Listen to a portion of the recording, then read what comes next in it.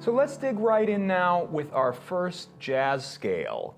And we're going to talk about a principle here right off the bat that it was the one thing I would probably say that I ever learned about jazz that really put my playing in sync, that took my lines that had nice shapes, but they kind of sounded like they were wandering or fishing, and really put them in sync with the harmony.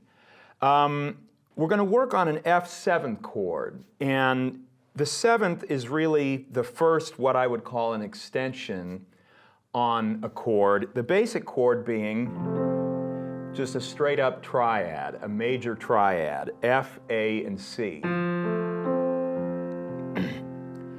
The 7th is the E flat on top of that. And there are further extensions beyond that, the 9, the sharp 11, but for now we're just going to deal with the 7. And the thing about this chord, it's called a dominant chord, is that it wants to resolve. It wants to go there. So for now we're just going to sit on it, and those are the 4 notes, F, A, C, and E flat.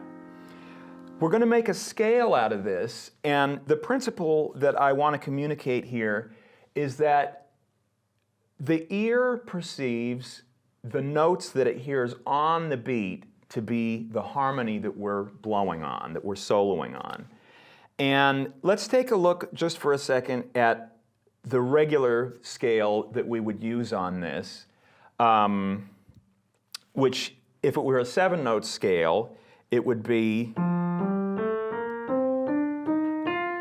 a B flat scale starting from the F.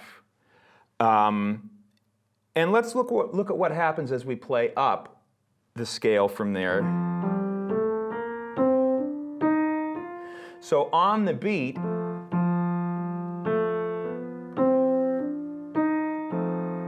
you can hear that we're outlining an F7 chord. But as we continue to play up,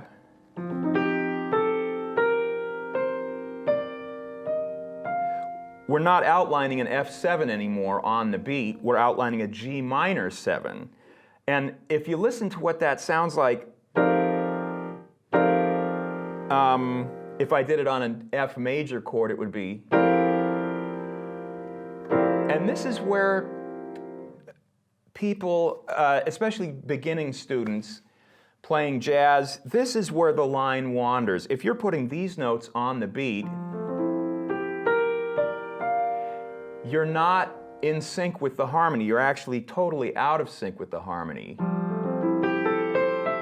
Those are the notes that we want to be putting on the beat.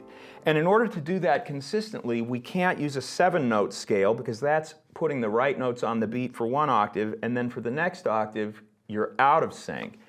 So we use a 7-note scale, and this is something that was a very popular teaching concept in Boston, and if you really look at it, it goes all the way back to Bach. Analyze what's on the beat with any music you like, and the odds are it's either a chord tone or there's a reason that it's not a chord tone. Let's look at the scale we're going to use. We're going to add a little scale degree to our B flat major scale. That's the 7-note scale. Here's the 8th note scale. We're going to add an E to it, a little passing tone.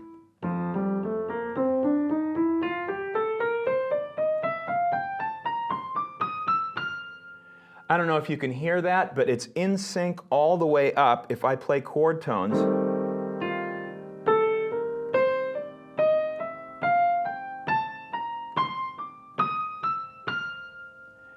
And that, ladies and gentlemen, is the difference between a great line and a line that sounds like it's fishing. If we're mindful about what we put on the beat, that really puts our harmony in sync. So the other thing about this is that as we play up the scale, we're getting a little pattern of tension and release with the release on the beats and the tension between the beats.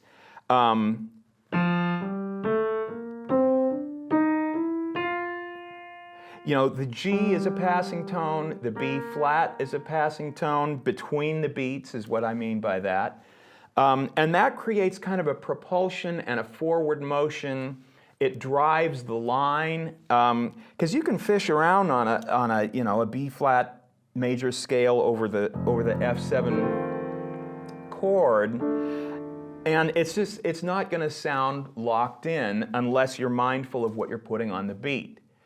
So this is the scale, and this is how I finger it. There's a PDF of these, of all the bop scales, is what we call these in Boston. And all of them are fingered. And I start with the 2, and the reason I start with that is because as I go up, you'll see that you can finger it the same way every octave.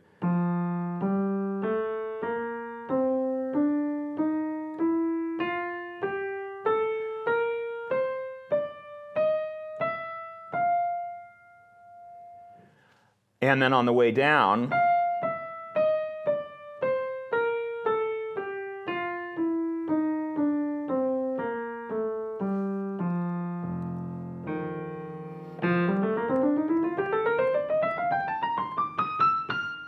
you'll want to get those where you can really rip them off nicely.